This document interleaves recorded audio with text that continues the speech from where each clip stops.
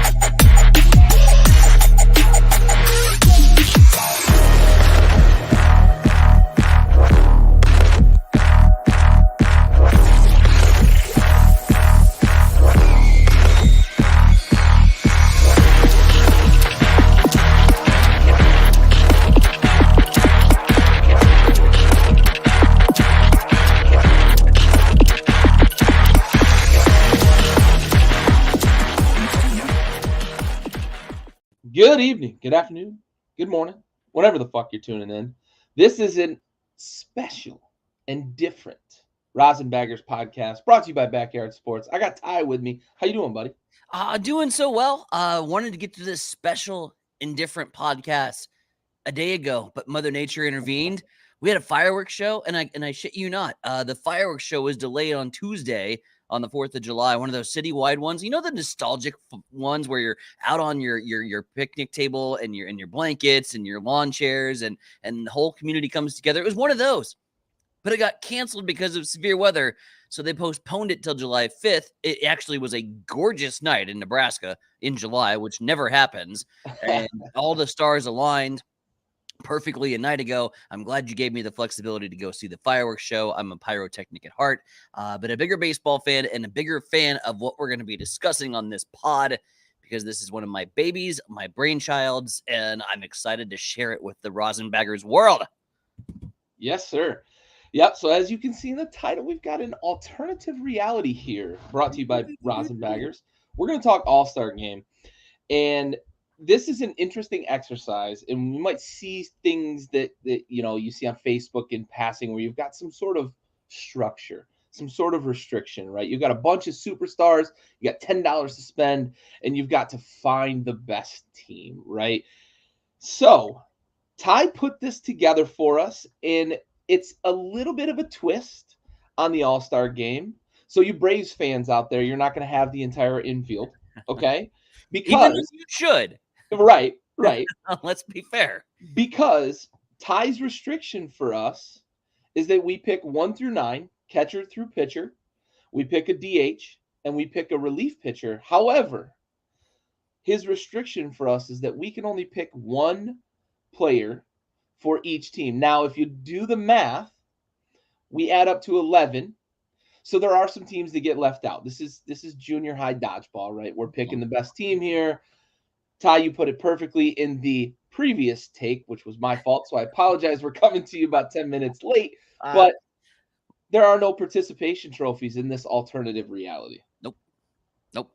And we could discuss at the end, like, who you would have thrown in from those teams that you didn't put in. But it doesn't matter because there's no participation ribbons here in alternative reality All-Star Classics. The reason that it's such a near and dear thing to my heart is we always talk about how can we make the game better, and always talk about, we talked about how many games and how much the game has been made better by the rules and the rule changes from MLB this season. And I think we could take it a step further. I think we can make the Midsummer Classic the best thing of all the All-Star games in all of the sports. What are the worst things about All-Star games? Well, nobody cares, nobody watches, and nobody really takes it seriously because it's not for anything. And then if you had a scenario like this, where there was actually strategy, actually chess match being played, where you really had to dive in and find the best guy on every team, but not just necessarily the best guy, because as we're going to see here on the pod, you might be the best guy, but maybe you're not the best fit for your team. How's it all fit in? We're going to put on our manager hats and our all-star hats and our bias hat here on the show. Yeah, and speaking of Braves fans not getting the entire infield, my dad chimes in. in reality, in the real world, in the main reality, the main line of reality, our main line of reality, you do have the entire infield though. And probably the outfield. I mean, it would Yeah, look similar honestly. to the 2017 AL All-Stars, which were like Yeah. all Royals, if you Yeah. remember that correctly. Yep. Which is Loaded. another one of the reasons I wanted to do this particular version. One player per division per team. Yep, for Let's do sure. it. And what's going to make this interesting is we do have some overlap, right? There's a few players that we both selected as the guy from the team that we would put on this all-star team, but you selected some guys that I considered and went a different direction, and you told me that I selected some guys that you considered and went a different direction. So I really think this is going to be some interesting conversation here as we get through this and talk about why we selected each player from each team and how they fit into building our alternative reality all-star teams. So let's start right in with the American League here. And at catcher, I'm unsurprised by the fact that we both picked Adley Rutschman. And I'll jump right in and just say, Yeah. I don't think there's another pick, honestly. He's probably the best defensive catcher in the league. He's a gap to gap guy who's one of the 3 to 5 best hitting catchers in the league. So for me, this was a no brainer. He's young. He's exciting to watch. He's a guy who's got that city of Baltimore rejuvenated and re energized. They are, 17, I think, games over 500 now, chasing down the Rays, who are scuffling a little bit. This is a young, exciting team led by one of the more exciting young players in all of baseball and one of the best players, hands down, regardless of position. Adley Rutschman is one of the best players in all of baseball. And I'll be honest with you. So here was when my very first conundrum took place, and it was right out of the gate, right at the catcher position. It was the first player I selected when I was putting my squad together, and it was one that kind of bothered me right from the get-go, because on any given American League All-Star team, you would have had Felix Bautista as the closer. You would have had Bautista as your closer for the American League All-Star team.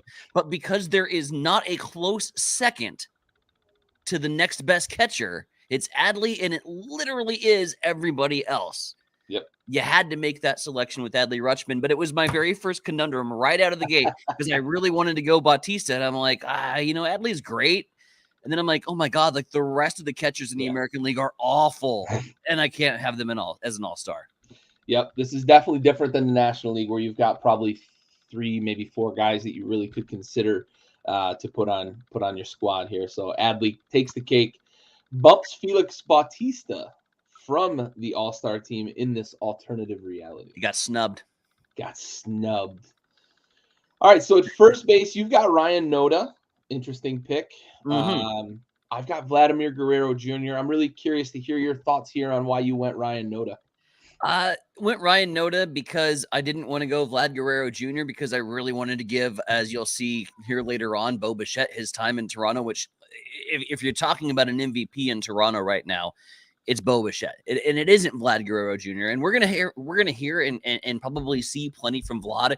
He's entered in the home run derby. We'll talk a little bit more about that as the pod moves along. But I couldn't justify putting Vladimir Guerrero Jr. over Bo Bichette in terms of the MVP for Toronto, and I wanted him in there, in that spot. And then as really after that, because it was the same scenario with Adley Rutschman in my mind. It was he's the best catcher by far. Vladimir Guerrero Jr. is the best first baseman in the American League by far, and then it's the rest of the league. So I actually left it blank. And I filled in around it. And by the time I got done, I'm like, screw it. I'll throw in an Oakland A. And ergo Ryan Noda, who's probably the second best player other than Brent Rooker this season in Oakland or / Vegas, since they're already halfway moved there. Right. They've got a foot mentally door already. Yeah. Noda to me was the second best offensive spurt that we've seen from Oakland. And so why not? If you're going to sell and all the MLB owners are going to be pretending like it's cool that you're going to sell and just trash your team, then the American League should pay a price for that by having an Oakland A on the All-Star team. I like your strategy. I didn't end up with an A on my roster. However, I like your strategy. Got to punish the American League. For me, it's the excitement factor, and I've got a few guys I selected in both the AL and the NL for the excitement factor. For me, if you're going to make an all-star game exciting, you're going to make an all-star game a must-watch, right? Which is kind of what we were trying to do here with this alternative option. I feel like Vlad Guerrero Jr. has to be part of it. The moon shots that he hits, his flash, his flair, the way he plays the game, and of course, having him in the home run derby hitting 450-foot bombs is going to be fun. So for me, that's the reason I went with Vlad. Obviously, he's a great player. He's the best first baseman in the American League, and it's by a good margin. But for me, it was more about the excitement factor because I think I could have maybe moved down the list a little bit and found a reason to select a couple of different guys if I wanted to give Bo Bichette, as you put it, his due. And I'm going to let you do that in a minute. But for me, it really was the excitement factor with Vlad Guerrero Jr. that I had to have as part of my American League roster. Absolutely. All right. Second base, we're in lockstep again, like we were with catcher. Second base, Marcus Semien. And to be honest, this is another situation I think where, with Toronto, he's probably not the most valuable player on his team this year. Corey Seager, I think, takes that award for Texas. However, I wanted to go with Marcus Semien because I had a little bit of a different idea at shortstop for one, and two, Marcus Semien is having a tremendous year, and I wanted to give him his due because it's been 2 consecutive years that he's really been the heart and soul of a Texas lineup that just keeps getting better, and we see that in the standings now, right? Last year, didn't quite get there, played some good baseball at times, other times not so much. I was a year ahead, giving them props as my dark horse, as my pick for the AL West. And now this year we see it, the lineup, they're hitting up and down the lineup. And Marcus Semien has been a huge, huge part of that. And he's on my fantasy team. I don't know so much that Marcus Semien is overshadowed a little bit. I think Texas plays really well as a unit. Yep. And I think when you look at a season like Seager has, sure, that's the chrome on the 57 Chevy, right? That's what people look at and people see. They see the shiny hubcaps of Josh Young doing amazing things as a rookie. You're getting performances from Evaldi that is like the nice leather interior. And then underneath all of that is the motor. And I have, in the last 2 years, watching Marcus Semien, have never seen him quit on a play. I've never seen him take a play off. I've never seen him jog back into the dugout on a would-be routine ground out. His motor goes 125 miles per hour. And to me, I'm going to reward the hell out of that. Yep. Not only with the All-Star bid in the alternative reality, but then when you really look down the list, I'm like, I'm not going to do Gleyber Torres here. It didn't sound sexy to me. Marcus Semien, second best player in Texas probably, but being the second best player in Texas is still being towards the top of the rest of the American League. Absolutely. All right, well, let's go to our shortstop position here, and I think this is going to get interesting because you've already mentioned it, right? Bo Bichette is your choice as MVP for the Toronto Blue Jays.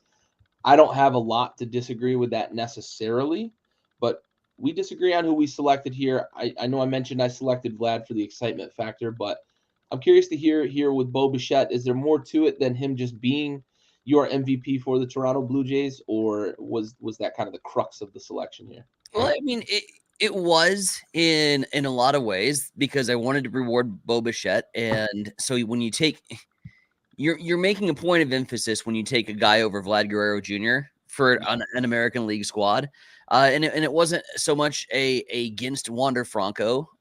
You'll see later on my lineup that I had another Tampa Bay Ray in mind for that spot, who I think is putting on a spectacular season. So, and it was rewarding that in Tampa. It was rewarding this in Toronto. But and it's also a lot of a what have you done for me lately factor for Bo Bichette. I think extending his hitting streak to 13 games and a hitting streak where he's slashing about 574, 375 batting average. He continues to steal bases. He continues to hit bombs. But he has developed this season because everybody saw the pop and they saw the moon shots that he hit a year ago. This season, he's really fine-tuned his swing to be able to extend at bats, move the ball around in the outfield, find a gap, get a timely hit, get a clutch hit for Toronto. I just wanted to reward all of those things. And Bo, I've always had a soft spot for him anyway. I love those legacy players. And Absolutely. again, when you're taking a guy over Vlad Guerrero Jr., you better have a damn good reason for doing it. Bo's that reason. He deserves his all-star bid. He deserves a start. For sure. I can't find reasons to disagree with the selection of Bo Bichette. And for good reason, right? You're the reasons you pointed out. He has grown as a player, and you mentioned eliminating holes in his swing, right? He had the power, he had the pop, he had the light tower power previously, but he had holes in his swing. You could get him out. You could get him out, and you could get him out with regular frequency. You can't do that this year, right? Especially during this white hot hitting streak that he's on, slashing, 375, I think it is, and you mentioned 574, and his OPS is like 1050 or something like that. It's unbelievable what he's doing right now in the midst of this streak, but it's been basically all season. He's been this guy. And it's those steps that he's taken, eliminating those holes in his swing that make him an even tougher out. And he kept the pop, right? He's not a guy that lost that pop because he took a different approach at the plate. He's just tightened up his swing, cleaned up his mechanics at the plate, and he's become what I think is about as close to a complete hitter as maybe anybody expected him to be, when Toronto first called him up to the major leagues. For me, I went Wander Franco, and it's a couple of factors here. I think Wander Franco is one of the most complete players in baseball. It's all five tools. It's the flash, it's the flare, it's the fun, it's the spinning the baseball and then throwing a guy out at first base. Those sorts of things are things that there's a theme in my teams here. Those are the things that I want on my all-star team if I'm trying to put on a show for the fans and if I'm trying to make the game fun and make the game watchable. So for me, Wander Franco, hitting from both sides of the plate, stealing bases, playing great defense at shortstop, and the flash, the flare, all of that together for me is why I went Wander Franco here at shortstop. And it's no slight against Bo Bichette, right? We're always going to have these situations where I love a guy, but I went with someone else, and it's not because I don't like the other guy, right? It's not a slight. It's not saying he's no good or anything like that. When you're comparing legends, right, they're both legends for a reason. When you're comparing great players, they're both great players. Just have to go with one over the other.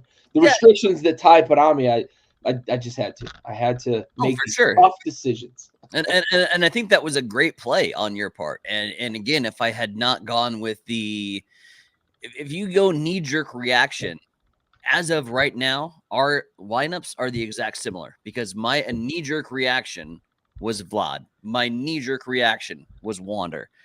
But then when I literally thought about it, I said, I can't put Vlad over Bo Bichette. And so, ergo, Bo Bichette into my starting shortstop. Yep, tough decisions. All right, another tough one here at third base, and sort of for the reason you mentioned with Felix Bautista, with Adley Rutschman, I had to think about who I wanted to pick from Cleveland and not to spoil too late, but I ended up moving away from who I think is the best and most complete third baseman in the American League, away from Jose Ramirez, but I want to get your thoughts on your selection of Jose Ramirez. In this situation, I'm going down the third base, and it was the what do they call him? The silent assassin, the teddy bear assassin, something assassin with Rafi. And then you had Jose Ramirez, who again is the complete third baseman. He has and checks all of the boxes when you think of how to play the hot corner, how to hit the baseball. What are you looking for in a Major League Baseball player? Jose Ramirez checks every single box. And to me, when we got right to it, it was what team is going to get the snub? If I would have went Boston, I wouldn't have had a Cleveland player on my roster. If I would have went Cleveland, I wouldn't have had a Red Sox on my roster. Ultimately, at the end of the day, you take a look, you got to have somebody from the Central make your squad, right? Because it's the worst division in baseball. But it just was. It was a how do you take a guy, and I see your play and I raise it, but how do you take a guy that checks every single box in what you were looking for from a professional baseball player. And to me, every single box gets checked by Jose. It did last year. It did before the year that. And the guy has put on a consistent stretch. And I'm not just talking 2 weeks, a consistent stretch of seasons of great baseball. He is going to be one of the best third basemen when it's all said and done to ultimately have ever played the game. Absolutely. And yeah, for me, it was kind of a balancing act. I thought about Cleveland and kind of what I was going to fit. And to be honest, I thought I was going to end up with no AL Central. I ended up with two, one for sentimental reasons here we'll talk about in a minute. But I kind of bounced this back and forth. And I thought if I go Devers, I don't know that I lose a ton, right? He's not Jose Ramirez. He's not the complete third baseman that Ramirez is, but he's a pretty fucking good third baseman. I considered Bregman as well, but I went a different direction for Houston. And I ultimately landed on Raf Devers because I think, one, he's the best player on Boston. He's consistently among the hardest contact players in the league.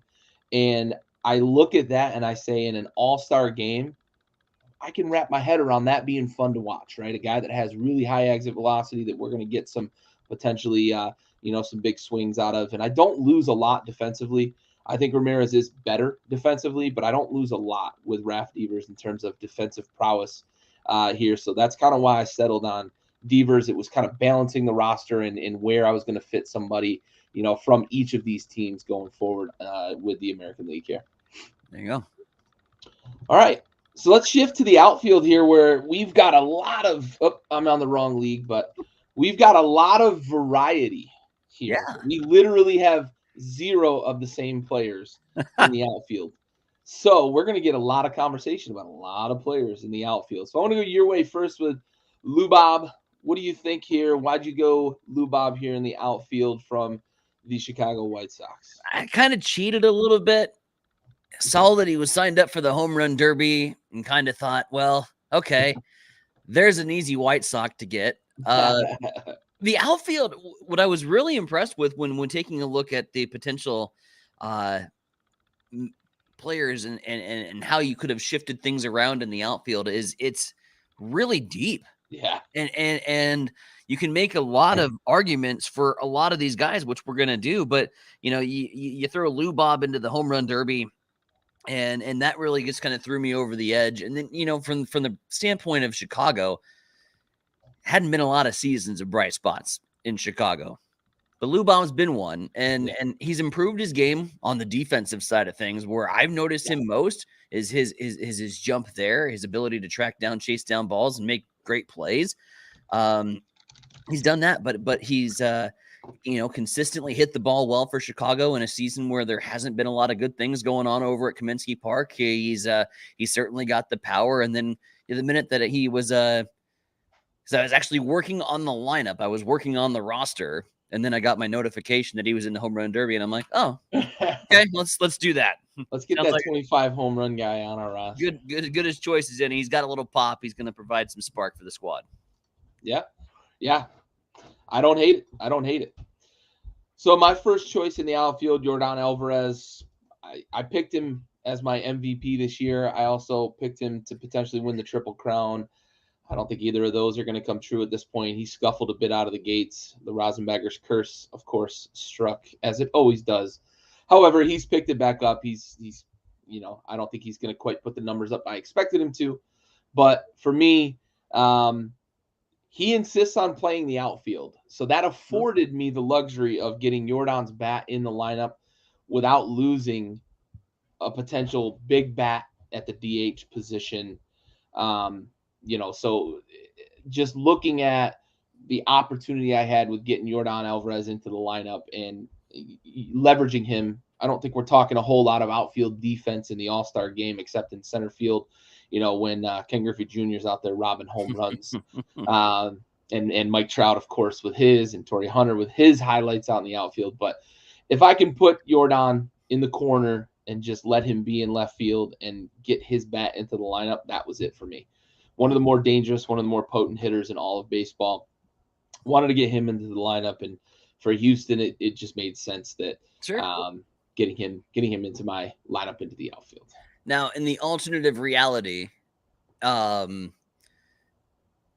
can play a few guys that are banged up, I guess. But that's been one of the biggest Achilles heels for Jordan this season. Yeah. Is been constantly on and off the IL, and even when he's off the IL, he's not 100%, and they haven't gone to him. They want to get him fully back and put together and put healthy. And I just keep thinking, like, when you talk about the American League West race, we talked about it last week on the show, where you get him back to full 100% strength, because I don't think he's there yet.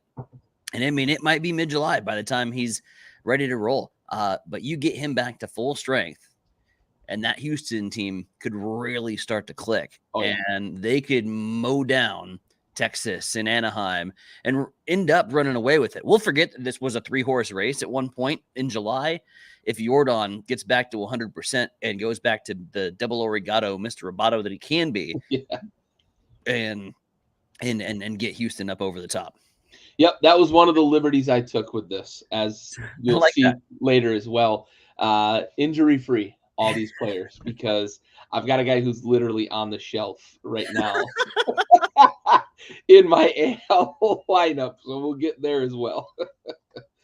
So Randy Arozarena, you alluded to it when we were talking about shortstop, and golly, he is exciting as anybody in the league, as much pop as anyone in the league, incredible defensive outfielder.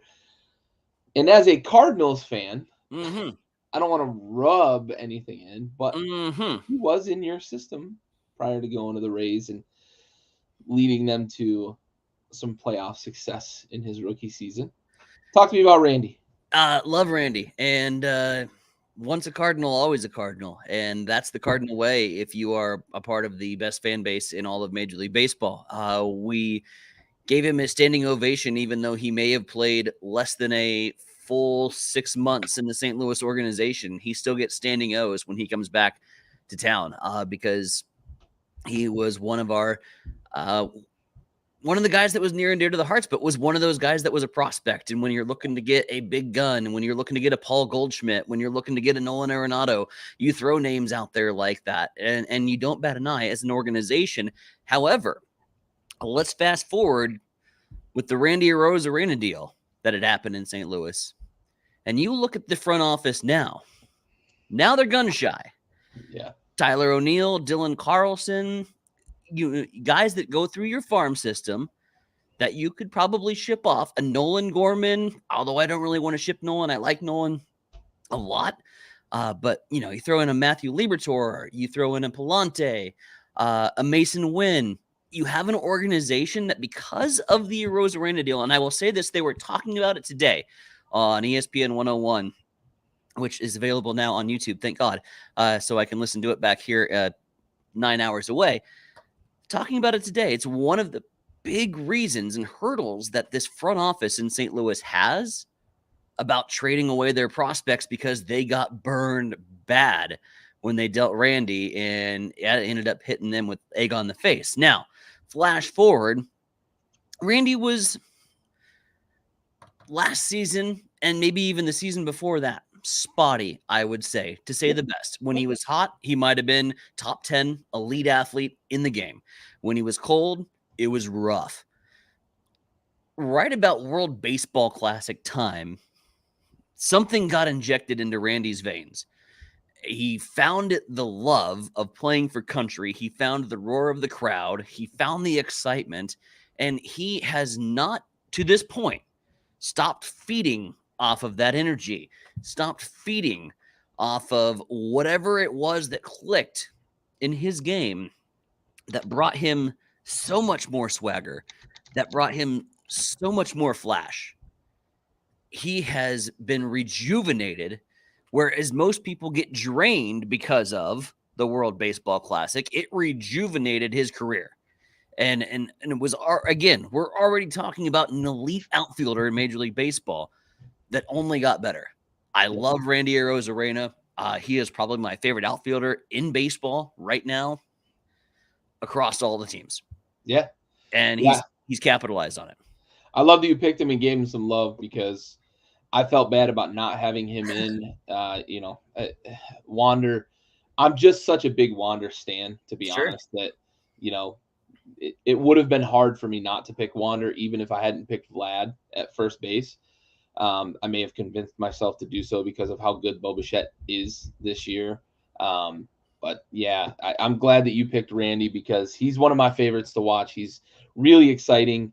I love guys that can do it on both sides too, right? Defensively and offensively. And he's so good patrolling out there in the outfield that, he sort of reminds me too, when he uncorks a laser from the outfield, sort of reminds me of Cespedes at times when he just lets it go. It looks, I don't know what it is about some guys. I remember Devon White was like this. I mentioned Cespedes and Randy and some of these guys that it looks so effortless and the ball just explodes out of their hand. And you're like, holy cow, he just threw it 280 feet on a rail. And I didn't even think he broke stride. It's crazy because you see guys like Ichiro, right? Ichiro had a cannon, but Ichiro got every last ounce of his 185-pound frame into a throw to the point that he fell on the ground face first a lot of times when he threw the ball. And these guys that just make it look so effortless, it's so fun to watch. And Randy can do that at times when he uncorks it from the outfield. Absolutely. So Julio Rodriguez for me, this was a bit of a selfish pick. Julio has struggled this year, and there's been flashes of him figuring it out, but he continues to kind of fall back into the doldrums. I don't know what it is this year. We talked a little bit earlier this year about the strike zone and kind of how that might be impacting him a bit, but I just think that there's a bit of a sophomore slump, plus the team isn't playing very good baseball, plus he, I think, feels some of the pressure of being the face of the league so quickly. He's on the Topps box, and we know about the Madden curse. Maybe there's the Topps curse, right? I still like watching him play, though. I still really enjoy just seeing him on the field. I may have a hole in my lineup with Julio Rodriguez, but I'm going to put on a show for the fans. He's going to be fun. We're going to have a lot of fun with it. And I'm fully aware that I might be hampering my lineup a little bit, but I'm slotting him in the 7 and 8 hole, and I'm just going to have fun with it. Hey, you got my Lou Bob excuse, right? He's in the Derby, Right. so he might as well be on the squad. But to me, like, the Julio pick is exactly what these All-Star games are all about. It's who does the fans want to see on the field? Because sure, you could even say and argue that even though Kelenic has been struggling, you could say Kelenic has had a better season than Julio. He certainly, through the first third of the season, was having a tremendous season. Other than that, in Seattle, yeah, I don't know who's having a better season than anybody because they're not really doing very well at all. Yeah, not playing good baseball. It's a struggle, and it's been a struggle, and ultimately it's why I couldn't make an argument for any one of those guys to be on my squad. Seattle was outside looking in. Yep, absolutely. All right, well, let's finish up the outfield. You got Alex Verdugo, your representative from the Bo Sox. Talk to me about Alex. I think he's one of the more overlooked, kind of sneaky guys that you look up at the end of the season and you're like, fuck, he batted 290 with 22 bombs and 80 runs batted in. Yeah, and he brings plus glove and a plus arm to the outfield. He's so sneaky that I forgot I put him on my roster. That's how sneaky he is. Because earlier on the show, I was talking about my Cleveland-Boston conundrum, and I forgot I had a Boston Red Sox on the outfield. That's how sneaky he is. He's going to start out in left. I'm coaching the damn team, and I don't even know he's going out. Alex, what are you doing here? Sneaky under the radar, yeah, but consistent. And what I love most, like when you watch Boston games on Nesson or whatever, there is this level of confidence, like a calm, quiet confidence that he has at the plate, and you can really sense it with the rest of the dugout. If it's a clutch scenario, if it's a first and third situation, and the only thing that you're thinking is, oh my God, don't hit the ball up the middle and ground into a double play. He ain't going to do that. Verdugo's not going to do that. He's going to bloop one out into right. He's going to make a tough at bat. he gets the clutch at bats. He keeps the line moving, and maybe more so than because the RBI opportunities just haven't been there for him this season. And I think that was a part of a kind of a big part why Boston is struggling a little bit. I think you have a guy like that, and you move him around and you play a little bit in the lineup, because I don't really think Alex gives a damn if he's batting first in the lineup or he's batting ninth in the lineup. He just wants to go out and produce. And I think you need guys like that, that bring that quiet level of confidence, that don't have that chip, that don't have that ego, that just want to be where they're at and produce when called upon. But he hasn't had the RBI opportunities, but he keeps the line moving. He keeps the innings extended. And maybe he gets a pitcher out 2 batters before he's due. And maybe you get into that bullpen just a little bit sooner. Boston, if they're going to have some success, is going to need to rely on the 2 guys that we have selected in our American League squads with Rafi and Verdugo. I'm looking for a big second half for them, but is it too late? And is it against a monumental American League East? Oh. I don't know. Either way, they both deserve their time in the spotlight. How are you above 500 at the All-Star break? and light years away from the top of your division. It's unbelievable. And not just light years away from the top of your division, but you're 5 games out of second place.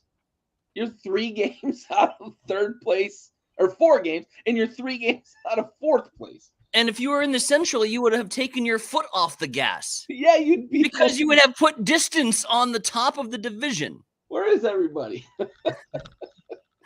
It's crazy for sure. And yeah, the American League East is just ooh.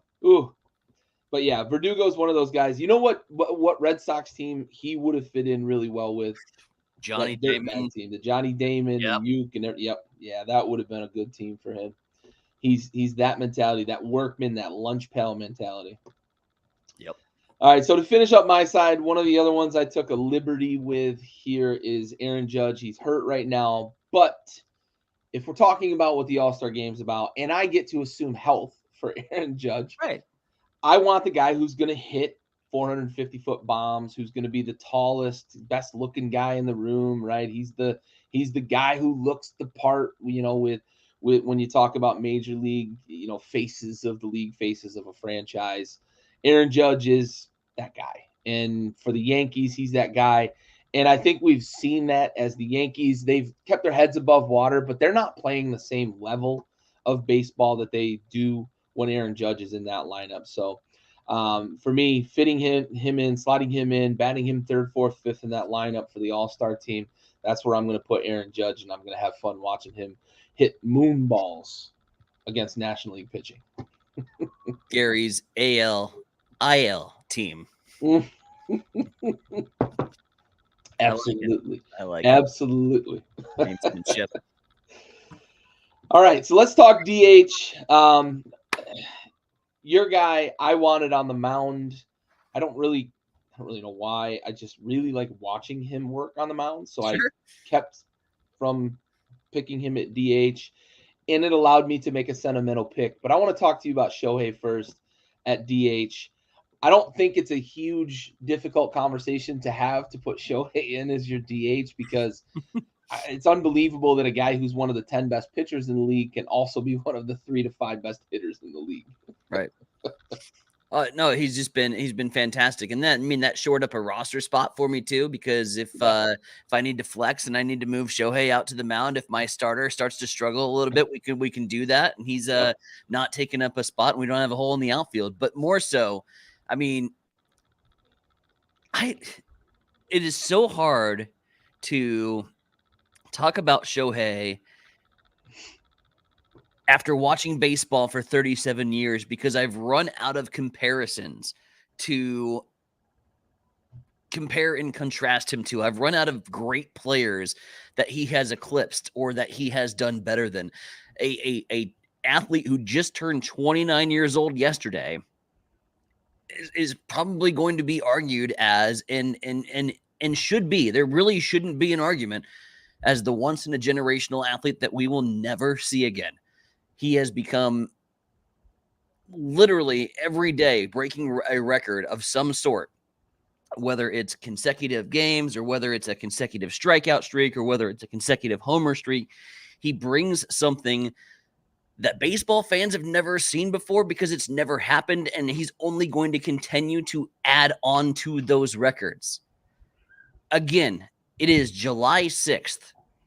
The podcast that we had 2 weeks ago, I was already ready to crown him American League MVP because he has already raced out so far in front of everybody in the American League in terms of the MVP vote. He has raced out, if it was roles reversed and he's in the National League, there is nobody that's touching him in what he brings to the ballpark each and every night.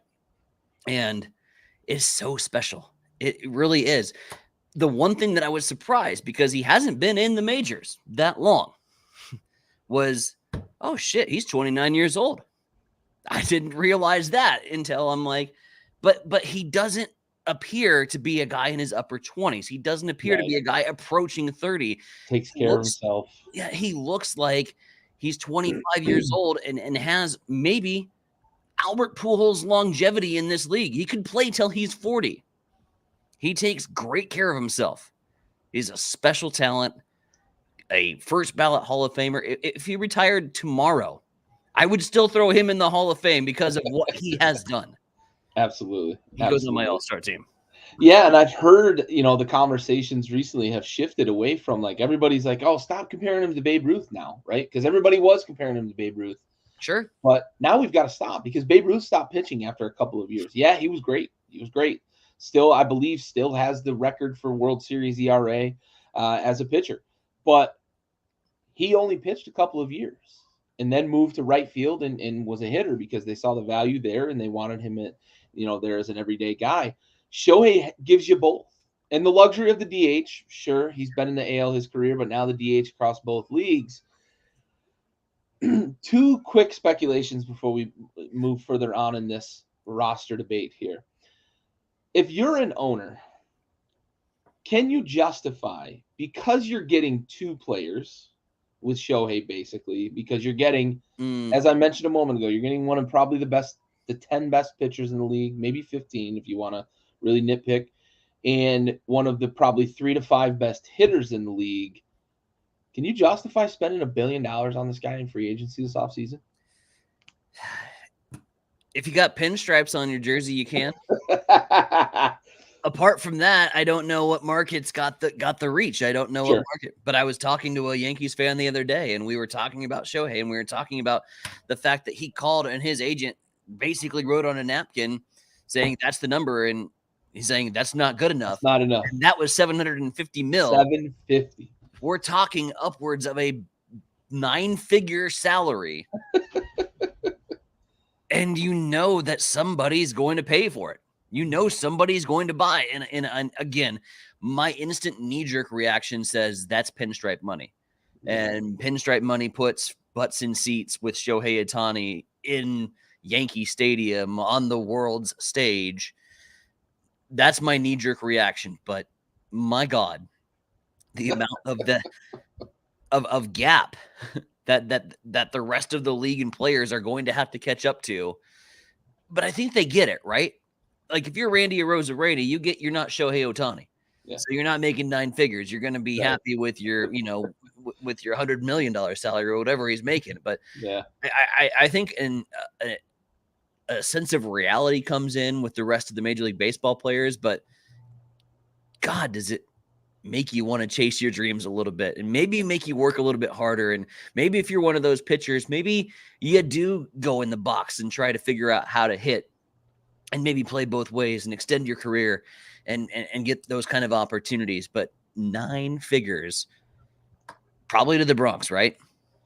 I would say you're talking New York and LA are probably the 2 bidders, right? New York and LA. Do the Mets find a way to move some of those pitching salaries and go get Shohei? I don't know. Do the Yankees dig deep in the pocketbooks like they haven't been willing to under the new Steinbrenner regime? And then the Dodgers, right? The Dodgers have shown historically they're willing to spend a lot of money, but they've already got a lot of salaries on the books there. So the other thing Shohei brings to, right, is you get basically 2 stellar all-star caliber, all MLB caliber players, but also a market, right? So if you go and you spend the $1 billion, how much merchandise are you going to sell? Yeah. How many tickets are you going to sell to tourists and travelers who Overseas? they want to come and see New York, but also they're coming to see Shohei, buddy. So I certainly think that you can justify it, right? You can certainly justify it. It's just a matter of whether you're willing to pull out that checkbook and actually write that check with 9 zeros. Oh, but I think it makes up, and you're exactly right. And you imagine Tokyo full of Yankee jerseys, because the one thing about the Japanese culture is they are loyal to their own. Oh, yeah. And you have not just a city like New York embracing Shohei and a team. You have an entire country in Japan, which, by the way, has Tokyo, which, by the way, has close to 1 billion people, which, by the way, would pay for the salary. Yeah, absolutely. All right. My second point that I wanted to toss out there. So you mentioned the MVP thing. Say Shohei gets traded here in the next week or two, right? Say he gets traded to a National League team. Say he goes over to the National League and a team that's maybe in second place or third place goes on a run and he hits 20. Right. Maybe they're in last place, right? He goes and hits 20 bombs down the stretch, wins you 9 games and pitches lights out. Could he win the MVP only playing half a season? Remember when Roger Clemens won the Cy Young only pitching like 12 games? Called his own shot and won the Cy Young. Old Roger Clemens stretch run. Just I'll be ready for the playoffs. Get me in the 12. Yeah, absolutely. Just shooting up B12 though, right? He could, in theory, the way you've logically described it, with a half a season in the American League and a half a season in the NL League, he could once again rewrite records because he would be the only player to win both MVPs, and he could do it in half a season. And that's how much better he is. He is double.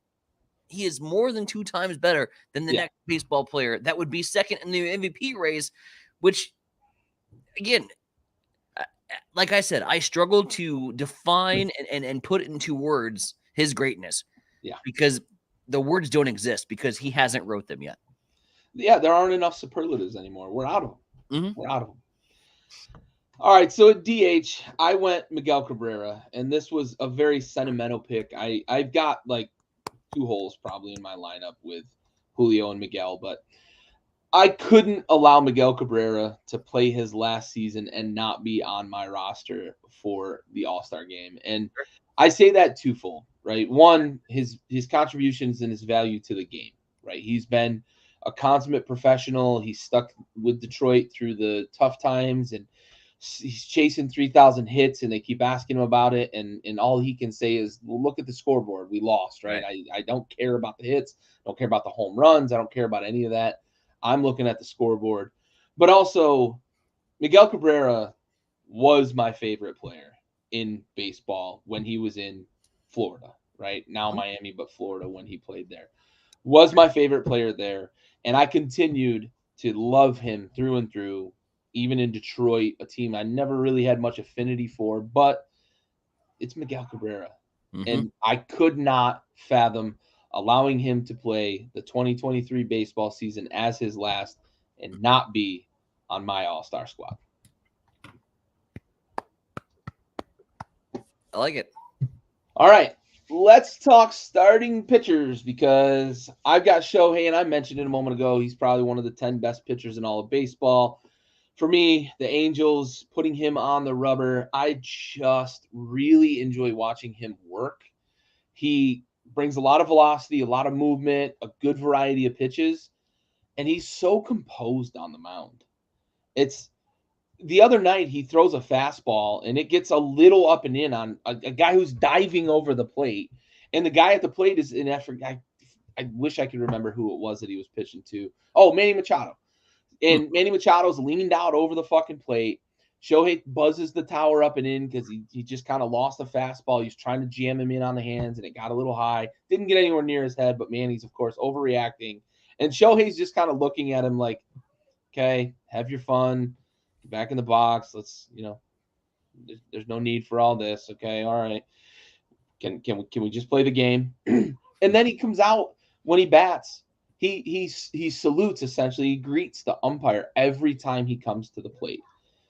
And then an umpire wears a foul ball off his kneecap, and Shohei is visibly concerned about the umpire, right? Just absolute respect, absolute professionalism, but fuck is he fun to watch. Control the strike zone, control the in and out, working the plate, in and out, up and down, changing velocity, changing location. He's so fun to watch pitch. And that, for me, I wanted him on the mound, knowing that I had the opportunity to get Miguel Cabrera in at DH, and I get to watch Shohei pitch. I'm all in on that. Absolutely. You have Garrett Cole, though, on the mound. Do. Garrett Cole, who started, let's be honest, he started kind of slow for New York, I thought, right out of the gates. But you take a look at June, late May into June in particular, and there was a 3-game stretch with the Dodgers, the Mets, and I want to say it was the Mariners, where he goes and just had quality, solid, great pitching, only allowing 4 hits. And it was a fascinating 3-game stretch because it was 3 games in a row where he only allowed 4 hits and he only allowed 1 run. His line score, other than the innings pitched, because one game was like 7 1/3, the other 2 were both 6 innings of complete performance before the Yanks turned it over to the bullpen. But 4 hits, 1 run, back-to-back starts. And that submarined his ERA to a 2.79 because it was hovering around the 4s. Submarines it to 2.79, his whip ratio at a 1.14. What I love about him, though, is when you take a look at the Ks to walks, and he's got 118 to 33 on that ratio. Yeah. Lights out stuff. And really, again, when you're talking about guys who are coming into an all-star game at their peak performance right now, I think you throw Garrett Cole in. You throw away his slow start. He's slowly starting to turn it around. Yeah, for sure. And I kind of feel bad for Shane McClanahan because he might win the AL Cy Young, and he's not starting for either team here in our alternative reality because Wander and Randy and the guys we wanted to pick here as starting pitcher. I feel bad, man. Because bats. That's why. Yeah, I feel bad for Shane McClanahan, but yeah, Wander and Randy, and we want the excitement. All right. Relief pitcher closer, right? Essentially here. You went Ryan Presley for Houston. I'm assuming, you mentioned the Felix Bautista and you were trying to figure out who your next best option here was. Ryan Presley, very good closer. Sure. Yeah, I mean, at this point, it was Felix Bautista or bust for me at closer in the American League because I don't really think like there was there's a close second in terms of the electricity of stuff of the arsenal. It's Bautista, and then it's the rest of the American League. For me, at this point, I simply went to the standings, the stats, if you will, and I hit saves, and I went and sorted, and I'm like, oh, I don't have an Astro. I guess Ryan Presley's getting into the squad. There was the World Series champions almost didn't have an all-star on my squad. That's how dangerously close. Had it not been for Ryan Presley leading the remaining teams in the American League in saves, the American League the Astros, would not have had a representative on my squad. Yeah, that's sort of how I landed on Clase as well.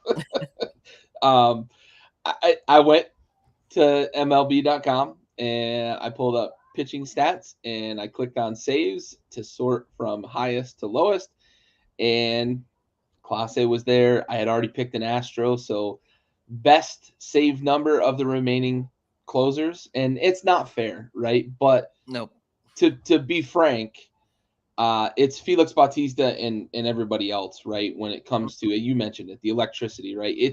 He gives the air of guys like Gagne of the past, and some of those other guys that were real fireballers. I know Mariano with Enter Sandman always had that electricity, but he was a different pitcher. Like Gagne coming in and just blowing gas and hitting you with the changeup, and Craig Kimbrell when he was at his best, and John Rocker when he wasn't crazy. Those guys that would just, I guess he was always crazy. I was going to say, when was publicly crazy, I guess, or whatever. He hadn't fallen off the rocker yet. But yeah, that's what Bautista brings. And it's hard to match that for anybody. So it's unfair in the AL, but Emmanuel Clase, for all the jokes aside about figuring out who's leading in saves, good pitcher for a not good team right now. No. He's Mr. Reliable. I think he's got one blown save on the year. ERA under 3, which is hard to do, in a closing role. In fact, his ERA is I lost it. It's actually nope, it is over 3 now. I think he actually had a rough outing the other day, but I digress. He's a solid guy on a bad team, and for me, it just ended up being Cleveland Indians. He's a good closer. Let's get him in here. Kind of the same route you went with Ryan Presley, and it is weird that we got all the way through the AL and you snuck the Houston Astros in. And let's be clear. I mean, for Clase's sake, if you can get on towards the top of the American League leaderboard in saves for a team that doesn't win a lot of games, yeah, you're clearly doing something right. The Guardians have 42 wins. He's saved 24 of them. So, yeah, it's tough go. All right, well, that wraps up the American League. So let's shift over to the senior circuit and talk about our NL alternative reality. So at catcher, you've got Sean Murphy, and there's those Braves for you, right, that have officially in our main reality, they have the entire infield. As well they should. You have Sean Murphy at catcher. I've got Elias Diaz. It kind of boiled down to a couple of things for me, but I want to hear from you, Sean Murphy, first here. Why you picked him. He certainly deserves it. No, I'm not questioning you. Yeah, absolutely. And God, it was tough. It was tough to find a Brave, to find a spot for a Brave. Because there's so many options. Exactly. But and I look at a guy like Acuna, and certainly that's the flash. That's the one that you think of when you think of Atlanta Braves baseball. Instantly, that's where my knee-jerk reaction went. Third base probably could have gone Austin Riley, just as easy. But when it came down to it, like Sean Murphy, because we talked about him earlier on the pod, way back a couple episodes ago when we were talking about the catcher position as a whole, and you had asked me about Sean Murphy with the opportunity that St. Louis would have had versus Contreras, which they ended up with, and whether or not I was okay with how that all panned out. And then as you digress and as the season progresses and you look and you go, oh, that's what we could have had. Sean Murphy has the Yachty package defensively with the Mike Piazza explosiveness at the plate. He is the birth child of the two greatest elements of catching, the hitting catching and the defensive catching, molded into one. He's a special breed of catcher, and I don't think we're done calling his name yet in terms of consecutive all-star starts in National League. I don't think we're done calling his name for Silver Sluggers at the catcher position, for Defensive Player of the Year. He's going to take home a lot of hardware, and I think he's just getting warmed up. Yeah, for sure. And you mentioned the defense and you mentioned the offense. He's a super athletic guy for the catcher position too. Yeah. He can run and he's good on the base pass, kind of like, maybe a Pudge, right? So maybe you're molding this Frankenstein's monster of catchers and you end up with Sean Murphy, who Oakland's enough. They paid fucking like a pack of Skittles and some pocket lint to get probably the best catcher in baseball, arguably with Adley Rutschman, right? They're the best in their leagues, right? I didn't select Sean Murphy, but I am fully aware as your opposing manager that you've got the better catcher. Okay? I have no illusions about this, that I have a better catcher than you, because I don't. The Braves have the best catcher in the National League, and they've got the 1A to Adley Rutschman's 1B. And it's those two guys and everybody else across the all of Major League Baseball. That said, I don't mind where you went, though. Yeah. And I know why you went there, because I looked at your outfield. I know why you went there.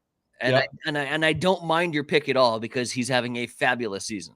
Yeah, this is the one that I left undone the longest out of either league was catcher for the National League. Elias Diaz, dude hits the ball, and he's in a lineup that allows him to just flex. He's in a ballpark that allows him to flex. Really good defensively, not great, not the best defensive catcher, but you mentioned it. I had to have Acuna. Selfishly, I wanted Acuna, so I couldn't take Sean Murphy. And I thought Elias Diaz was going to initially be my choice after I decided I wasn't going to go Sean Murphy.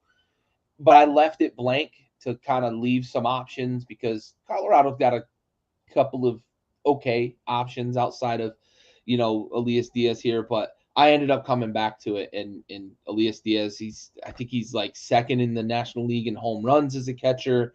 And like I mentioned, he's pretty good defensively. I'm not losing a ton defensively with a guy that I'd like to get into my lineup here. It's not like it's Gary Sanchez, right? Mm-hmm. He's still a pretty serviceable guy defensively. So yeah, that's how I ended up here, and you're absolutely right for the reason that I ended up here. All right. Man, I keep pulling up the AL one. Sorry. Moving on. That's like the same color or something. Yeah. First base, you've got Paulie Goldschmidt. I can't fault you for that, but I had to get the new mayor, Freddie Freeman. I'm going to chat your ear off with my first baseman here. Talk to me about Goldschmidt. No, you got the right first baseman. I am fully aware as your opposing manager that you have the better, not only in 2023, but probably the career-wise as well, and what Freddie's been able to do. And he's going to bring a lot to your clubhouse, and I'm really happy for you. I chose to flex and get a little bit creative with my outfield, which you'll see here in a moment with the Dodgers.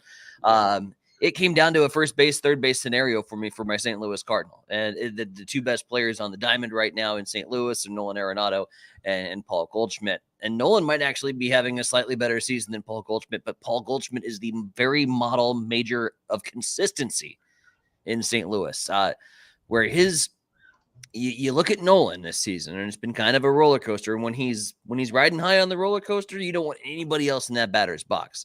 But when it's strikeouts and frustration and aggravation, and we've even seen some very uncharacteristic plays in the infield from Nolan because of the frustration levels, because you're playing on a team that was supposed to be a contender and is barely scratching the surface of the 15th best team in the National League right now. That's an issue.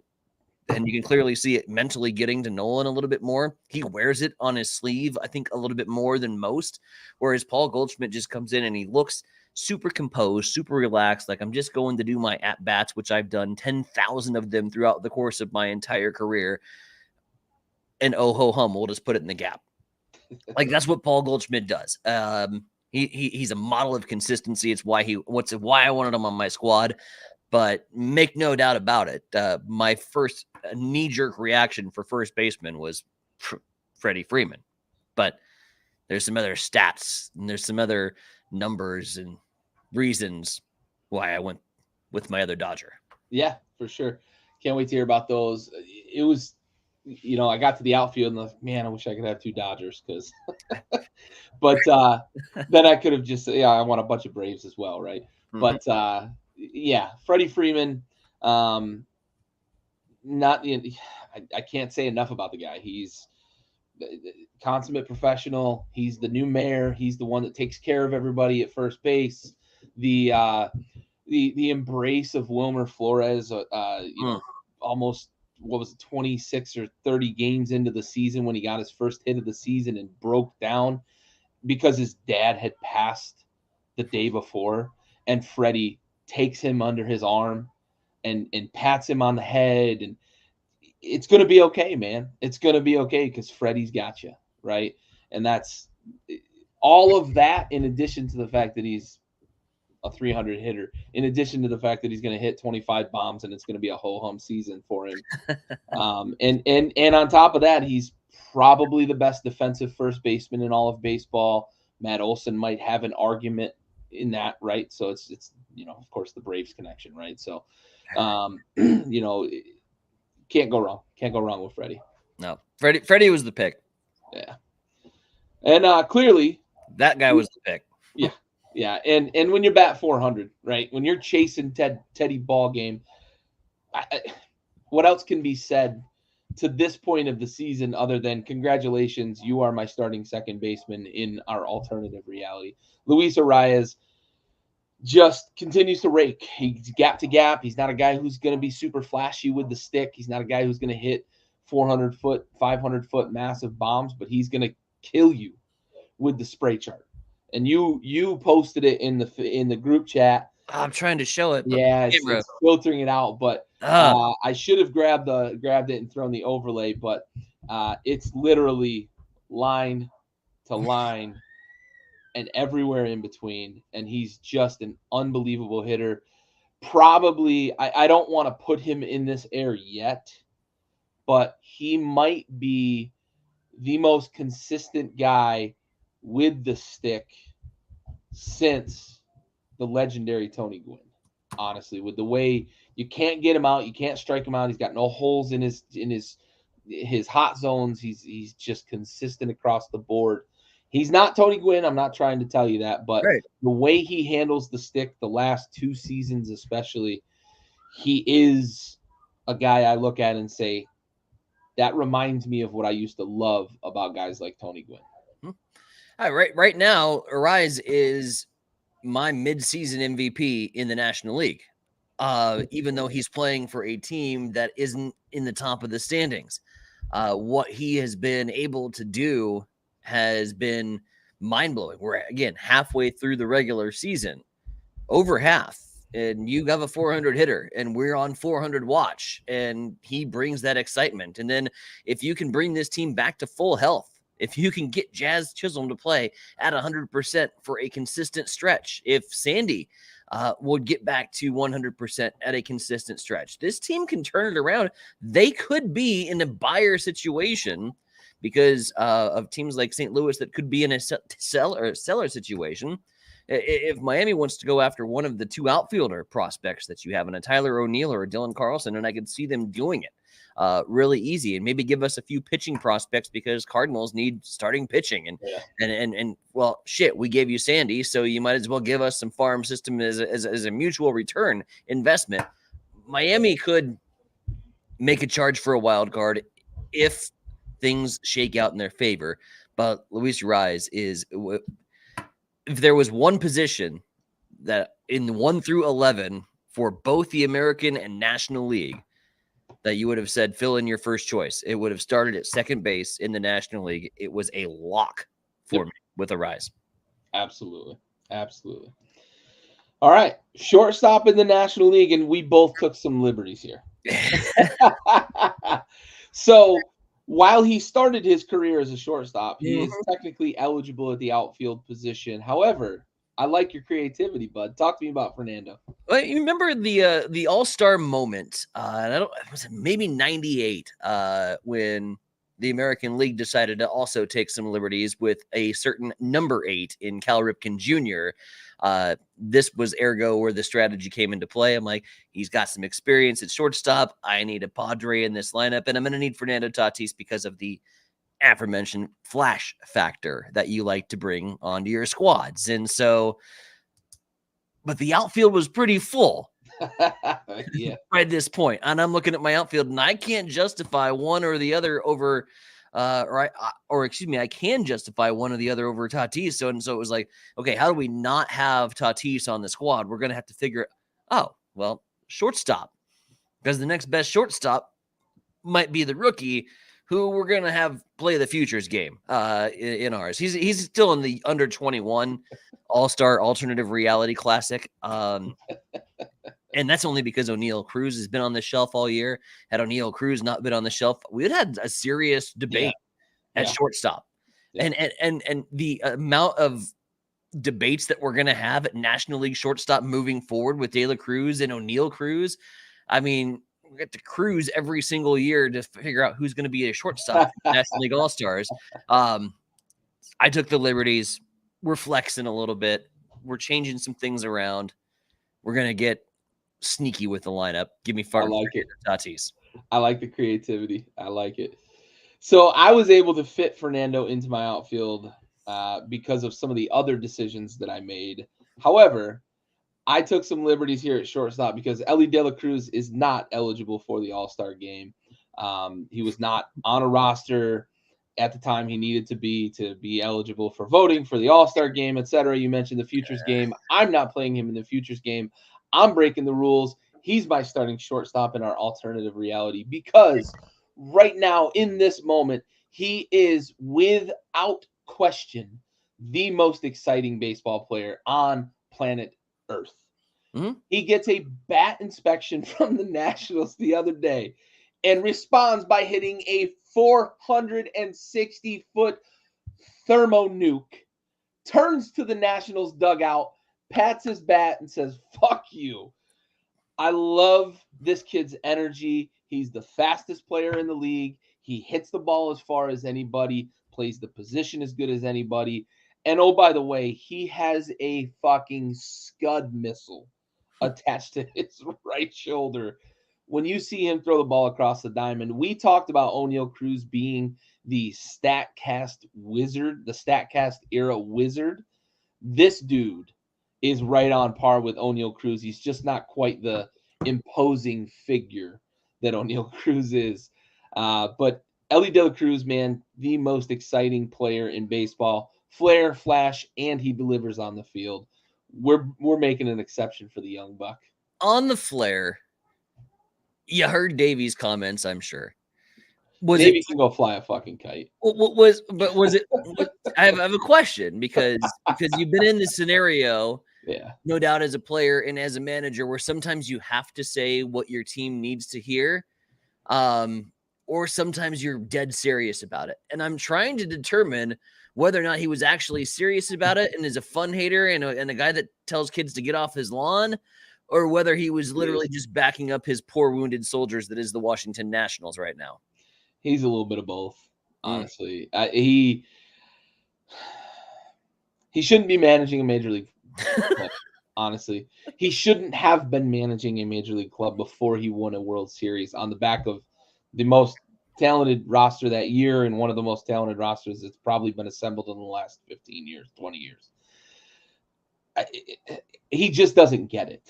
He really just doesn't get it. And as somebody who has to listen to his post-game interviews here around Washington, he just doesn't get it. Are you talking about Davey or Ollie Marmol here? Because I have a feeling we're talking about the same Probably thing. both, to be At honest. this point, yeah. He just doesn't get it.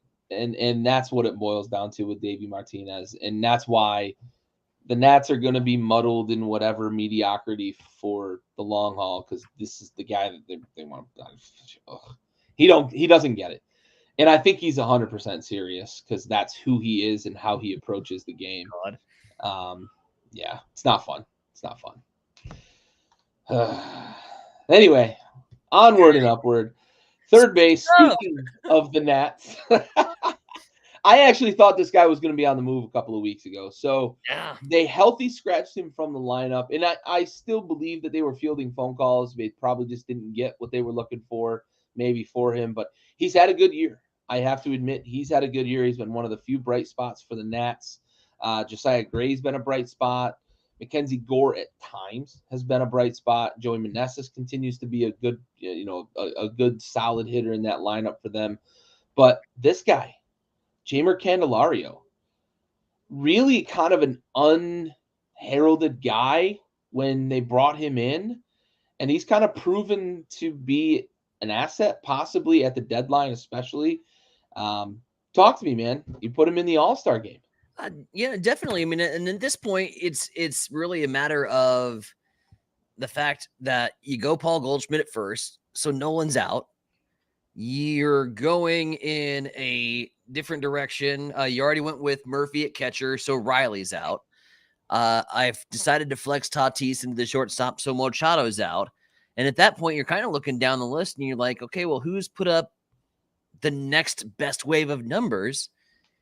And very quietly, I will say extremely quietly, mouse-like. Yeah. Because I knew of Candelario. I know he's a pretty solid professional baseball player, but a pretty solid professional baseball player on the Washington Nationals is like, you might be AAA on another squad's organization, right? That's our outside view of the Washington Nationals. So take that with as you might, and I'm pretty sure you can accept them at this point. That's my inside view of the Nationals. Candelario, other than the big three third baseman out there in the National League, Candelario had the next best set of stats across the board. And that's okay. We're getting a Washington National on the squad. Hey. Yeah, no, I get it. And yeah, he's been one of the lone kind of bright spots for the Nats. Not a guy I would have thought would be that. Not a guy I would have thought would be the guy we're floating out there.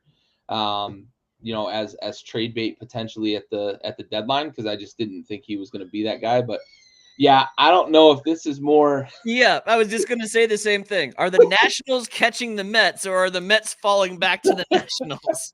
It might be a little bit of both. There have been flashes, right? I give the Nats a lot of well-deserved and earned grief because of the way they've managed a roster that had so much high-end talent just a couple of years ago. But there have been flashes and times, and I think if Keibert Ruiz can figure out how to play better defensively, which is surprising because when we traded for him, it was always he's really good defensively. We've got to figure out how to get the stick going. He's got the stick going. He fucking sucks. He's like one of the worst in the league behind the plate. He couldn't fucking catch a mouse fart stealing. It's crazy, but there are flashes. Josiah Gray, like I said, he's been a really bright spot. And I said before the season started, I know we're gonna suck. I know we're gonna be in the tank. Just tell me at the end of the season that Josiah Gray and Mackenzie Gore are going to stay in this rotation, and I'll be happy. And right now, I can confidently say that Josiah Gray stays in this lineup. Mackenzie Gore, I worry about a little more because he's a head case, and they've got to figure that out with him. But I also worry about is there, man. I from Mackenzie's standpoint, I worry about him getting shipped off again because you go to San Diego, then you slide over to Washington, and then within your first 2 years of the league, after being a number one pick, you're on your third MLB team, and what's that do to your psyche? Oh, absolutely, blows it up. Absolutely. Yep. I don't want to see him go. I still think he's got the stuff, stuff. The stuff is there to be a long haul Garrett Cole style pitcher. It's up here, man. It's up here with him. It's visible on the mound when he's not got it. You can see it in his demeanor, and I guarantee you, the major league hitters in the other dugout are just salivating when they see his body language. But yeah. There's bright spots. There's things to be semi-excited about at the major league level. There's things to be really excited about at the minor league level. The farm system wasn't great entering the season. However, James Wood, remember that name because he is the next Juan Soto. He is the next Bryce Harper. He is the next outfield prospect for the Nationals that we're going to trade in 2027 for a bag of baseball. But he can rake that. Really good defensive player, plays center field. I think it'll be great to potentially get him up to the major league level here in the next 18 months. So, so for me at third base, Nolan Arenado, not a lot left to be said. You mentioned it, right? At times he's the best in baseball. At times he's, especially this season, which is surprising because I know he's an emotional guy. Mm-hmm. But one thing I've always commended him for was his ability to be emotional, but not let it impact his play.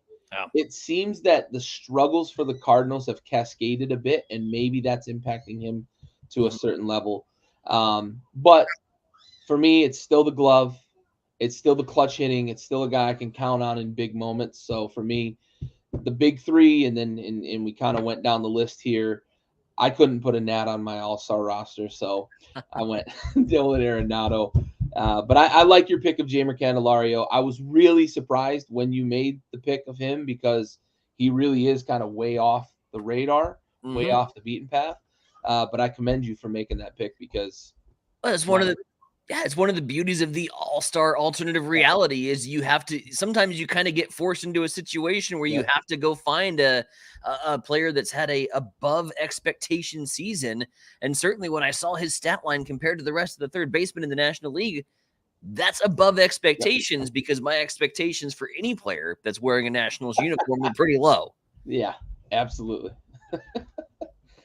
All right, let's switch out to the outfield. You mentioned you've got some interesting numbers or stats or reasons why you picked Mookie Betts here as your Dodger and not Freddie Freeman at first base. So hit me with them, bud. Not necessarily like numbers and stats, but it's just it's the again when I talk about these all-stars, when I talk about these Major League Baseball players and the level of high production consistency that they continue to play with. And Mookie throughout the years and what's, consistently, I think, overlooked when you talk about Mookie is how well he plays out in the outfield when he's out there. But his bat, again, you always feel when Mookie's in the box like you are one pitch away from a big moment. Like you are one pitch away from a game-turning play or something that sparks LA and rolls them on to victory. He is always right around and in that particular moment and in that particular aura when it comes to Dodgers baseball. Again, it was a hell of a choice. But when I had a backup like Goldie at first, I felt a little bit more comfortable moving forward with a guy like Mookie. And when it comes right down to it, I mean, the level of production that he has got, and you could have stuck him anywhere, right? He plays anywhere on the diamond. He doesn't have really a lot of weaknesses in his game. And that's another one of the things I really like about him. You talk about weaknesses and kinks in the armor, so to speak. You don't see it in Mookie. Yeah. Plus, the night before the All-Star game, we're going to go bowling. Yeah. So I need my 300 guy out there. Mookie's fun, and I love the fact that he's always one of the ones that is participating in being mic'd up and getting involved with the fans, and so his social media game is strong with his faithful. You love him for the game and what he's brought to Major League Baseball, and so reward him with an All-Star game. Yeah, you mentioned the versatility. I mean, he was drafted as a shortstop, and he's played a couple of infield games for the Dodgers during his time there. He's a Swiss Army knife, leading the National League outfielders in home runs. He's batting .270 despite a slow start to the season. He's really turned it on lately. And for a Dodgers team that expectations weren't quite what they've been the last few years, he's been a steady force there. Him and Max Muncy, especially. Max Muncy's been just pulverizing the ball at times. They've been a big kind of boon for the Dodgers. For me, Tatis, I had to kind of slot him in because of, you mentioned the flash factor. Him and Acuna, I think, are going to have a ton of fun in the outfield. I don't know who's going to play center field. It'll probably be Acuna. I'll probably put Tatis in right and Gurriel in left, or I can flip-flop them. But I didn't really care about positions necessarily here with my outfield selections. I wanted my most favorite, my most fun, the best players here. And give me Fernando Tatis in any National League outfield because of the fun, the flash, the flair, but also he's picked up where Fernando Tatis left off before all of the injuries and suspension and the weirdness and the ringworm and everything else. He's fun to watch. And I've got to have him in my lineup for the National League. Totally. All right, Corbin Carroll. Love this pick. We both ended up with a Diamondback in the outfield. I love the Corbin Carroll pick. I love him as a player. I went a different route with my Diamondback that I ended up with, but only because of, kind of the savvy veteran bat. Sure. Is why I went with Gurriel. But I want to hear your thoughts on Carroll, man, because I love this guy. First full season in the bigs, right? And he's doing incredible things over in Arizona. And I was actually really surprised when you when you posted your lineups prior to, so we at least had an idea of some of the things that we would agree on or argue with. And I thought of, out of all of the things that we could possibly get into a debate about, it might be the Arizona outfield situation, because I'm going to make a really strong case that Corbin Carroll is definitively better as an athlete than Gurriel. And I've got Gurriel on my fantasy baseball team, and he's produced. He has been solid, but Corbin Carroll has been outstanding. Corbin Carroll at times, I don't know what his, you can look it up if you got the Google handy right there, but his WAR rating has to be through the roof for Arizona this season. But what I love about Corbin is it's the total package and the total baseball player mentality. Not only do you have a 292, 361, 567 slash line, you also throw in the fact that you've got 18 home runs through 81 games of the season. Oh, by the way, you've also has 28 steals on the season, because he's got that speed. So he's got that true, beautiful combination of speed and power, which just is so fun to watch. 46 RBIs, 61 runs scored. He's going to be a 100-run scorer, and we're only at the All-Star break. He's already over halfway to 100 runs on the season, because he gets himself on the base paths. He finds a way to get on base. If he's not hitting the ball, he's drawing a walk. And he's gotten a lot of respect from other pitchers in the National League, and he's a rookie that they don't want to mess with. And when he gets on board, I mean, it's lights out. It's he's got the green light, and it's one of those rare players that, I loved coaching these kids in high school ball, and there was certain kids where I'm just like, you know what, you go, you got green light. Like, I'm not even going to give you a signal. We're going to throw them off because Signs are off. I know. and Corbin's one of those guys, true motor, hustles all the way through, and should Arizona continue to make a run towards the top of the standings, could make a run for MVP. He's got a valid argument as it stands, minus the big bats in the Brave system. Yeah, absolutely. Love me some Corbin Carroll. Oh, I hands down, I love me some Corbin Carroll. I love Corbin Carroll. I love how exciting he is. I love his unbounded potential as he grows as a major leaguer. I love that the Diamondbacks have him up, and they're going to keep him up. And I love the trend that we're seeing with these young players up. Mm-hmm. The reason I went Gurriel is because the Diamondbacks identified in this offseason that what they had was worth cultivating with some fertilizer. Mm-hmm. And that fertilizer came in the form of a couple of veteran signings. And one of the more important, in my opinion, signings for this team was a guy who came from a winning franchise in Toronto, a guy who had some playoff experience, and a guy who could take Corbin Carroll under his wings as a guy who's been there, done that, played the position, been productive at the position in the outfield, and help him mature, help him grow, help him reach his full potential. And I had to give him his due for that. That's why I went that route. I feel so much better about the explanation too, because like when you first just read it off a glance and you don't have a lot of explanation, you're like, you really honestly think that Gurriel is a better baseball player than Corbin Carroll? But you're right. And when we talked about it in the offseason with these players that we thought might be key components to what we thought at the time would be a sneaky Arizona team, turns out that they had full aspirations of going in with a Tommy gun into that division, which they did in full rampage mode, which is awesome to watch. Yeah. Lourdes Gurriel is when I look at Arizona and I say, what was the most important signing that they had in the offseason? I will tell you in a heartbeat, Lourdes Gurriel Jr. In a heartbeat. So you're dead on, and give the guy his due. Yep, for sure. And I'm gonna bring it back. The Diamondbacks are the new sheriff in the NL West. And from week 1 of the Rosinbaggers pod, it's still great. We are throwing it back. Wow. All right.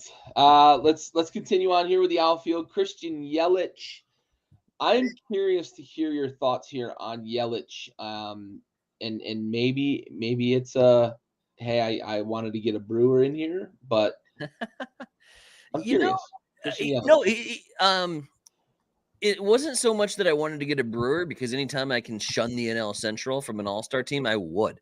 I have to pay mass respect to Christian Yelich, because last season was what I thought would be his last season in Milwaukee. I thought he was done. His career was steadily tanking, and it was going downhill, and you had thought, he has reached the pinnacle. He is on the downhill slide. It's not going to get better. He will probably just quietly retire in the offseason, and nobody would think two shits of it. But he comes back, and through the first 61 games of the season, or wherever we're at right now, 81 games maybe, math is hard. He's my vote for comeback player of the year because of what he's done. And you throw in all of those big names in the Milwaukee lineup, and of course we all know about Rowdy, and we all know about their middle infield, and the Bryce Terangs, and some of these young guys that they got coming up with the Contreras, little bro Contreras that's starting behind the dish. We know they got pop, and we know that they've got some good young nuclei of talent built up in Milwaukee. None of us were expecting Christian Yelich to actually produce. It's very Albert Pujols-esque, only it's not maybe so much sentimental. But Albert Pujols last year, you're thinking, if you got one home run, if you got a standing ovation because he came out and pinch hit, like, you're getting your money's worth. And I kind of felt it was the same scenario for Christian Yelich. It's like, whatever you do is just going to be icing on the cake. And then not only do you get icing on the cake, you get a guy who's actually in the meat and potatoes, a guy that's actually mixing it up, and a guy that's actually producing and getting you wins because of his bat. His first half of the season has been nothing short of extraordinary because of the fact that I thought it was dead and over and dusted. And now you've led your team into a second place finish in the central standings here at the halfway point. And it's a team that hasn't got it all together yet, and could. And he's going to be a big part of it. Yeah, for sure. He is certainly the comeback player of the year. He at times at the plate, at least, looks like the Christian Yelich of old. He'll never be the Christian Yelich of old in the field, but he can certainly, he has shown that he's able to kind of carry that lineup that's a good lineup too. And it is good to see him back. I joke about having a fit of Brewer in there because, I don't know that he's having one of the three best seasons in terms of National League outfielders, but it is awesome to see him back playing good baseball, because it was a struggle the last, 3, I think, years. He really, he batted, I believe one year he batted like 204, 205. That's not Christian Yelich, right? And he's been dealing with some injuries, but great to see him back, for Absolutely. sure. And for me, I'm going to close out my outfielders with Mr. Excitement, Mr. Swag, Mr. Flash, Ronald Acuna Jr. This is my Braves pick. I had about 22 options for Braves to be able to pick one, and I decided on Ronald Acuna Jr. Give me this guy in any outfield at any time in the history of the game. The way he plays defense, the way he can absolutely unleash a frozen rope from the outfield, and his ability at the plate to just intimidate opposing pitchers with his ability to go to all fields. I mean, you watch him in the home run derby. I think he hits more home runs to the opposite field in the home run derby than he does to the pull side. It's unbelievable with Acuna, and he does it in games. He's so intimidating. I couldn't imagine as a pitcher getting up there and having to face this guy, because there's no holes in his swing. There's no holes in his game. And oh, by the way, if he gets on base, he's just going to steal 4 of them on you. So, and oh, by the way, if he gets on base, there's just 8 guys just as good as he is that are really fucking deep. Yeah, good luck with that murderer's row. Oh my god, so good. That Braves lineup is unfreaking believable. All right, so at DH, we got a little difference of opinion here. You've got Nick Castellanos from the Phillies. Talk to me about why you took Nick. If Christian Yelich isn't the comeback player of the year, Nick Castellanos is. He's on pace for 100 RBIs. Yeah. And quietly doing it. And I say For a bad team. I say quietly doing it because quiet was never the Nick Castellanos way. Yeah. He was loud, he was flashy, and I'll even go as far as to say he was a fucking prick sometimes. Yeah. With his attitude and the way he presented himself. And then he had a kid. Yeah. And then we saw Daddy Castellanos. And then we saw his kid mic'd up. And I got to see like a completely different side of Nick Castellanos on Sunday Night Baseball that I had never seen in my life. And watching his son like break down the game to anybody and everybody around him. And he like knows what's coming and is like, oh, Dad's going to dip down here and he's going to hit it out of the park. And like, sure as shit, next swing, he goes yard. And Castellanos sounds like, what? Like, I've seen him do this 1,000 times. I know what he's going to do. It was really fun to watch that dynamic. And if you haven't seen the video yet, just search Nick Castellanos' son mic'd up. Like, it's glorious. And what he brings to just the entertainment level.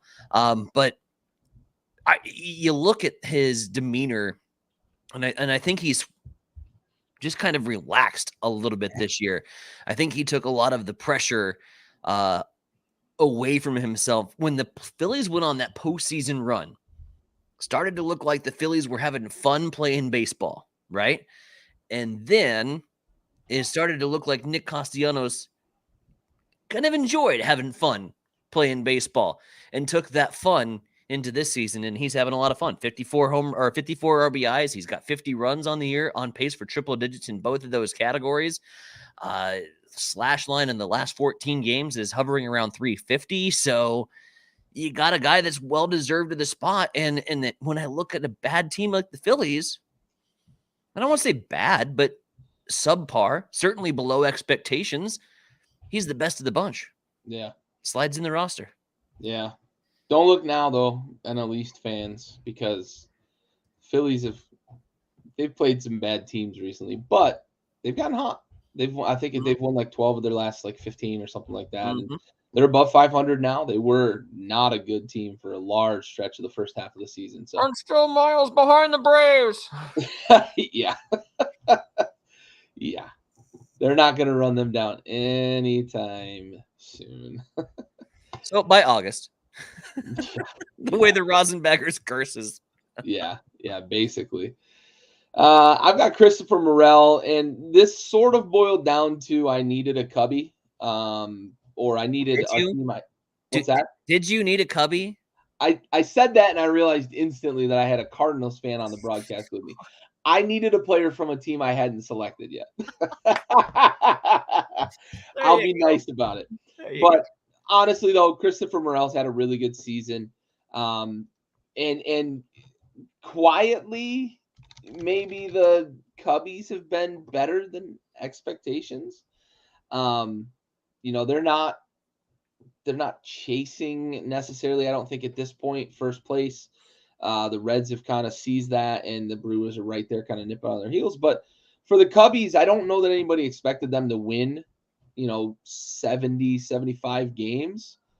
I think everybody believes that they're still kind of in rebuilding. They need a lot of pitching. They need a lot of these young guys on their roster to pick up their slack and kind of match with some of the vets they've got there, Ian Happ and the big Dansby Swanson signing of the offseason. But quietly, Christopher Morel's had a good year. Batting .281, 15 dingers, 40 RBIs, 38 RBIs, and he doesn't strike out a ton. And for a DH to be able to put up those lines, those numbers, that line, I think that's a guy that's deserving of a spot here on a National League squad that is, in our timeline dominated by a couple of teams. But here I don't have that luxury, so I had to dig into some teams I hadn't picked yet, and Christopher Morel really stuck out to me, and he's one of those young guys that the Cubs need to kind of come along. And I know they think he could play third base long-term potentially, but He is kind of DH eligible here for the All-Star bidding, so I took him as my DH. There's Giants available. Like there's Lamont Wade Jr. There's who else? I have a Giant who else somewhere have else. you? Did you have a Giant? I have a Giant somewhere else. Oh, okay. I do. There's gotta be like anybody else. Anybody but the Cubs. You know what? New stipulation. You can dive into AAA if you want. Go get your boy.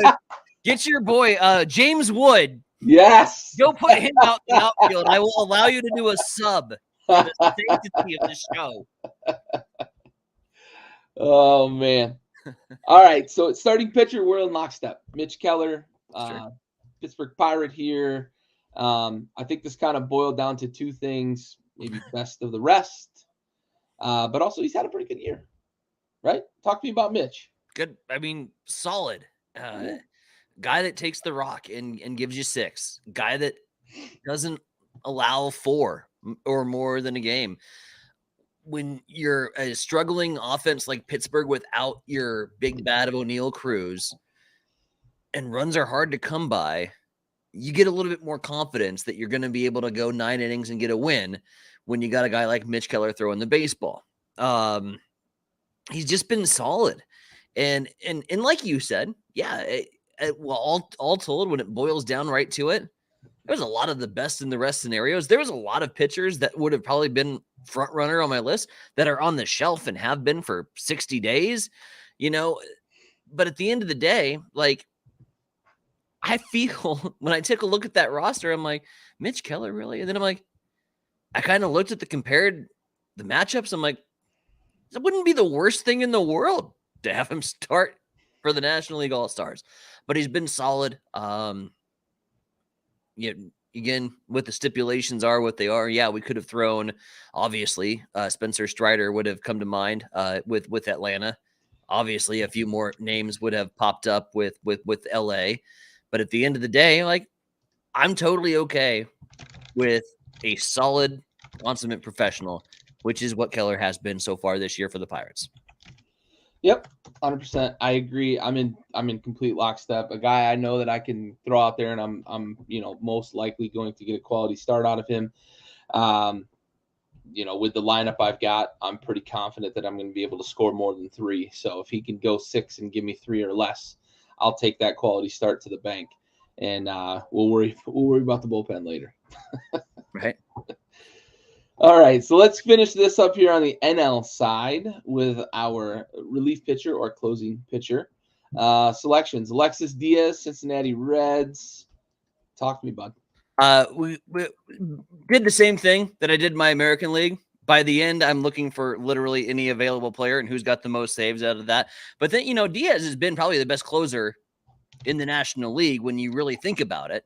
And you take a look at the numbers, and, if you had not picked Diaz and they made an exception to get him into your roster because you're such a rule breaker, I think you probably would have taken a good hard look here. So, yeah, best of the rest, but certainly deserving. Yeah, for sure. Yeah, and for me, that's where I ended up on Doval. He's solid as a closer. But, again, it was like I did with the American League, who's got a lot of saves in the NL and a pretty good ERA and who's been good this year. So I had the Giants left, and that's what I ended up picking. There you go. All right. So let's get to some closing thoughts. We've got All-Star Weekend coming up. We've got, celebrity games, and we've got futures games, and we've got the minor league players with their All-Star break around the same time. And we've got, of course, our festivities with the Home Run Derby and the All-Star Game. Talk to me a little bit here. Bring us home, buddy. None of it matters more than the Home Run Derby. The Home Run Derby is I will watch it before I will watch the All-Star Game, and I love the format that they put together. But I hate whoever drew up the bracket this year because, like, Duke, Kentucky, Kansas, and North Carolina are all on the same side over there on the East with Pete Alonso and Julio and Mookie and Vlad. Are you really going to tell me that Pete Alonso and Vlad Guerrero Jr. are going to potentially match up in a semifinal? Yeah. What a fucking crime. Ultimately, that should be the title matchup between Pete Alonso and Vlad Guerrero, but I look for experience, I look for power, and I look for the polar bear. to win a home run derby.